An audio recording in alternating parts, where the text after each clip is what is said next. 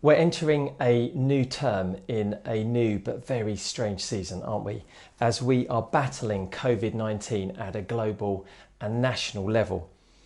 Many of us are isolating in our homes. Some of us are still working on the front line or in infrastructure jobs. The world has changed.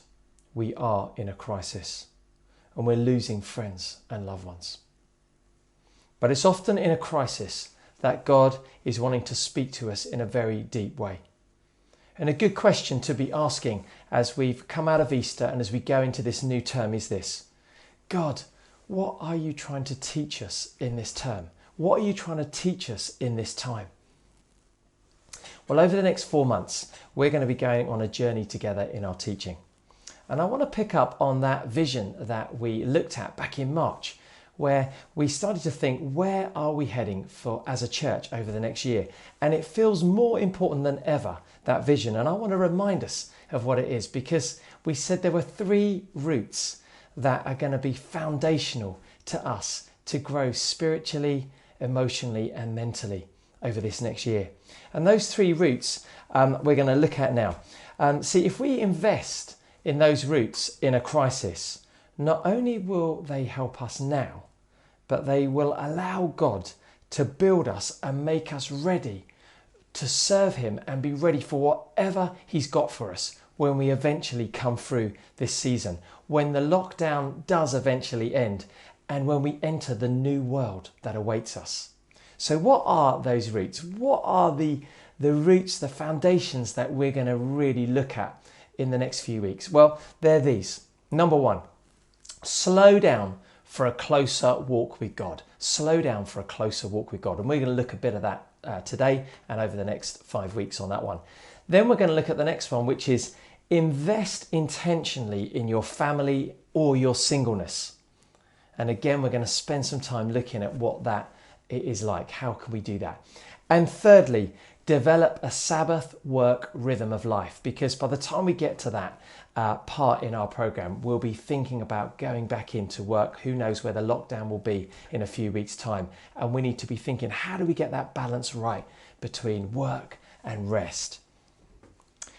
So roughly speaking, there'll be 5 talks on each of those subjects. And today we're going to start on that first root and that passage which was read to us by Siraj from Matthew chapter 7, 24 to 29, where Jesus is concluding his great sermon on the Mount.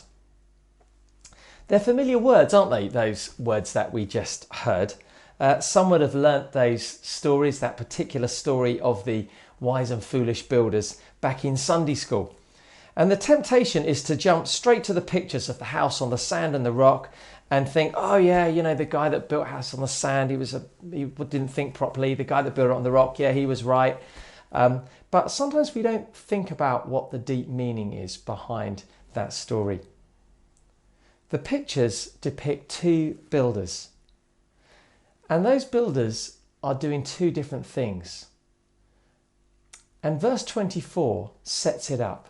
Jesus says this: therefore, everyone who hears these words of mine and puts them into practice is like a man who built his house on the rock. Many of us have heard the words of Jesus, but how many of us truly put them into practice? How many of us have heard the words of Jesus, but are still building on sand? Today, as we especially remember Norman, we remember a man who built on the rock of Jesus. Norman lived the words of Jesus, the life of Jesus. He showed compassion for the needy, as we looked at earlier, and gave his life in Christ-like service. Norman built his life on Jesus by obeying Jesus. The result was a Christ-like life. And when the storm of COVID-19 came and that wind beat against his house, yes, it took his body, but his life is, and I use that word in the present, is built on something much stronger: his faith in Jesus Christ, who he's with now. Jesus is saying that it's possible to know all his teaching, to have been to church for years, know the Bible really well, but if you don't put it into practice in your daily life, You're like a person building a house on sand. And when trouble comes, we'll fall with a great crash. I can't help but thinking that that picture of a man building on sand was in a great rush. In his rush, he took shortcuts, and it meant he didn't use the rock to build on. That was hard work. He could just get on with building it straight away on the sand. His life may have seemed pretty good on the outside, like any other man's house, but it had no solid foundation. That bit wasn't visible, but it wasn't there. God knew. And so it is with people. People can look like they're doing fine. Members of church, everything's fine. Regular member of church, but is there a foundation? So our focus over the next few weeks is this: slow down for a closer relationship with God, because it takes time to build a real foundation. It's time to strengthen the foundation. It's time to put the roots down. And while we're in COVID-19, what better time to do it? I remember building a foundation for a shed when I was a young teenager. I was doing it with my dad. It was a great project. I loved it. It was really, really hard work though. And we dug out the ground to start with, and then we had to break up bricks and lumps of concrete by hammering them out, banging them into pieces and putting them into place. It was really hard work. It made me sweat. It grew new muscles. I ached. It took time. But that shed was still standing decades later. Slow down for a closer relationship with God, where you build on the rock of Jesus. It's hard work, but it's great, and it's lasting, and it's strong, and it's firm. That's how our life becomes. Let's invest the effort into knowing God and obeying the scriptures, toiling to obey. It means taking a deep dive with God each day. That means prioritizing reading the Bible. It means taking time to pray. And maybe a prayer, something like these. These are the kind of prayers that I think, if we're building foundations, if we're putting our root down in a closer walk with God, if we're slowing down to be with Him, these are the kind of prayers that we should be praying. God, show me how to live this out and give me courage to do it. Lord, show me what a life obeying you looks like. Lord, show me, where have I not been putting your words into practice? Where have I been building on sand in my life? And where do I need to shore up the foundations in my life with you? This is the time to ask those questions of God in prayer, and let the Lord begin in the quietness to speak to you, in the space that you give Him to show you, to reveal what needs to be done, what work needs to be done on those foundations. When you take the time to do the work with God in your spiritual life, you're building on rock.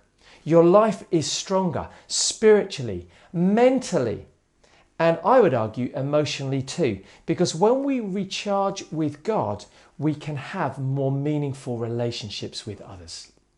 How does that work? Well, when our foundation is right with God as our first priority relationship, then other relationships are put in their proper place. And the health of our relationship with God then overflows into a peaceful and more mature relationship with others. It's the root of the tree that leads to a flourishing life. We're putting roots down, we're building foundations. So how can you best prepare for the new world that you're about to enter in the months ahead when we come out of COVID-19? How can you best prepare? Well, here's the answer. Slow down for a closer relationship with God. And in so doing, you'll be building a foundation for your life that will act like a platform on which God will be building something incredibly beautiful. In the weeks ahead, there are tons of practical ways to do this that we're going to share. There's different people speaking. I'm going to be sharing a few thoughts. And today, I want to share one such way with you in the final talk we're going to look at today in this special service today. And it's the spiritual discipline of silence and solitude. So let's take a few moments now, shall we, as we think about that first route. How can we slow down to have a closer relationship with God? How can you slow down to have a closer relationship with God? Yes, let's just take these few seconds now to just think about that, pray about that, and have a moment with the Lord.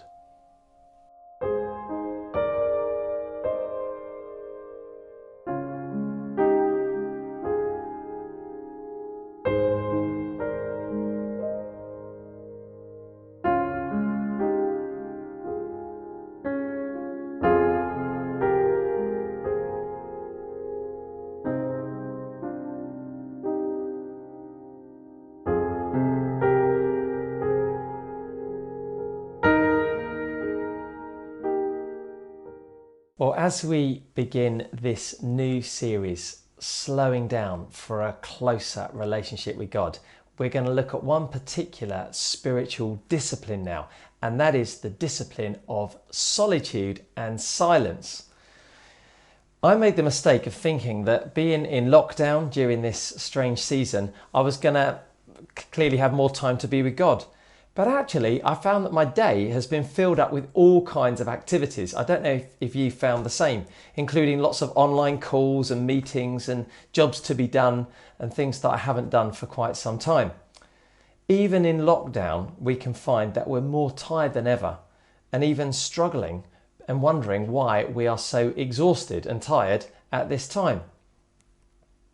Well, the spiritual disciplines, which we'll look at over the next few weeks, take us out of that. They break us out of cycles of busyness and frenzied activity to take a deeper walk with God.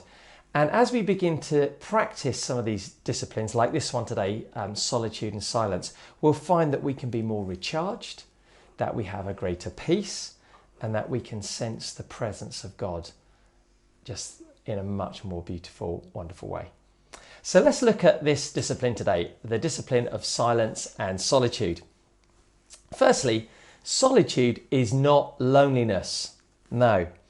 We can be isolating due to COVID-19, but not be lonely at all because of the practice of solitude and silence. In fact, as we know, it's quite possible and quite common to be lonely in a crowd, but the spiritual discipline of solitude and silence is the opposite of being lonely. It's about a deep connection with God in silence where we feel His presence. So if loneliness is inner emptiness, solitude with God is inner fulfillment. Now, personally for me, I've had to really work at this one. This one has not come naturally to me. I'm a natural activist and therefore I've had to work quite hard. I'm also an extrovert. I like being with people a lot of the time. I like recharging with people. But even as an extrovert, even as someone who loves just being with people a lot of the time, I can say that this spiritual discipline has really blessed me and is really blessing me during this unusual, unprecedented time that we're in at the moment. Jesus calls us, His followers, to practice solitude and silence because Jesus did it. Jesus needed to do it. And we'll come to how He did that in just a moment. But here are 4 benefits of solitude and silence. Number 1, we tune in to that divine whisper of God when we're in this place. Number 2, we receive His peace and His stillness. Number 3, we gain perspective in our lives. And number 4, it enables us to be with others more meaningfully as we come out of it. So those are 4 great reasons to practice the spiritual discipline of solitude and silence. So let's look at how Jesus practiced it very briefly. So in Luke 5:16, we're told this: Jesus often withdrew to solitary places to pray. So Jesus did it. Jesus withdrew regularly, often, to solitary places to be with His Father. So He modelled it. He did this at the start of His ministry. Do you remember the 40 days fast in the desert as He began His ministry? Those were times of solitude. Before he chose his disciples, he spent an entire night alone in the desert hills, praying, seeking his Father, before he did that great action of choosing the first disciples. After he heard that John the Baptist had been executed, he withdrew with his disciples to a lonely place. He needed to be with them. They were mourning, like many of us are today. After a very busy time, he rose early and went out to a lonely place, we're told in Mark 1, chapter 35. And it was on that solitary mountain with his 3 disciples that the great transfiguration took place. And perhaps the greatest of his works, the cross. It was just before the cross that Jesus sought the solitude of the Garden of Gethsemane. Now, if Jesus did this as his regular practice, so we need to do this as well for our spiritual health and also for our mental and emotional health too. This spiritual discipline is especially important when we're going through tough times like we are, when we're confused and sad.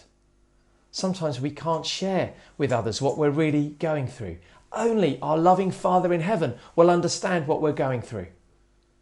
We may not see a way forward. We can't see a way through where we're at. But as we rest in God in silence and solitude, God begins to do a deep work in us. A deeper work than we can perhaps ever imagine, or we can imagine even now. Like the psalmist said in Psalm 42, deep calls to deep in the roar of your waterfalls. Somehow the depth of God calls to our depth, the depth of our spirit, and meets with us in a deep way. So how can you begin to practice and develop this spiritual discipline during the time that you're in? Well, firstly, I want to say this is a great time to begin to practice this discipline. If we're isolating at home, despite being a natural activist and despite having loads of jobs to do, I know that this is a good time for me to practice this, and I'm trying to do this every day for a few minutes. So it's a great time to start to begin to form a good habit. How do you do it? Well, why not start small? 5 minutes a day. Because it's quite hard to sit in silence in a quiet place. So maybe just 5 minutes a day, then build it up after a few days of that to 10 minutes and then maybe to 20 minutes. And if you can go with 20 minutes of silence and solitude a day, that will bring an incredible sense of peace and the presence of God into your life. Now, as well as setting a time, you've got to find a quiet place. And for many of us, that's difficult. If we're in little flats with small children, I recognise it's so difficult to do that. Some of us will have slightly bigger places or gardens. You can go and find a spot somewhere. Even though if you're in a small confined space, perhaps there's one chair in a room at a certain time of day that you can go to and communicate with the rest of the family. This is my solitary time with God. And you just set that time apart, set that place apart, a special chair in a special place to be with God, to spend that time. And then when you get into that time with God, into that solitude, into that silence, ask God just quietly to be able to say few words to him and to listen more. So Lord, help me to say less and listen more while I'm in this place. I like to imagine God just looking at me and delighting in me, because that's what he does in all of his children. He delights in us. Begin to say, I'm sitting in your presence, and just sit there for a while. Remember his love for you, and let's see what happens. Just see what happens. So that's a specific time that you can put just for you and God. But you can also introduce solitude and silence into your family life, so that the rest of your family begins to experience the presence and peace of God in those moments. And here's just 3 little ideas of how you could do that. So one is, when you all meet together to eat, just before you say grace and say thank you God for this food, how about saying we're going to have 30 seconds of silence as a family before we say grace, before we eat. I know it means our food's going a little bit cold, but 30 seconds will be all right. And just give it that time and let your spirit quieten down. Then say grace, then eat. That's one way of introducing that into our lives. How about this? The first few moments when you wake up in the morning, you wake up in bed, the sun's coming through the window. And before you get out of bed, before you do anything, how about just staying laying there and saying, God, I'm just giving you this moment. Give him the first few minutes. Just lie there in the silence. See what he's got to say to you. Commit the day to him. Say, Lord, I'm listening to you. What do you want me to do today? What's your plan? Just lie there with him. Give him the first few moments of silence and solitude. Perhaps the rest of the family's still sleeping. What a moment to do that. And thirdly, another way to do it is to invite the Lord in silence and solitude into the last few moments of the day, perhaps with your family or just yourself reflecting before you go to bed. Those last few moments.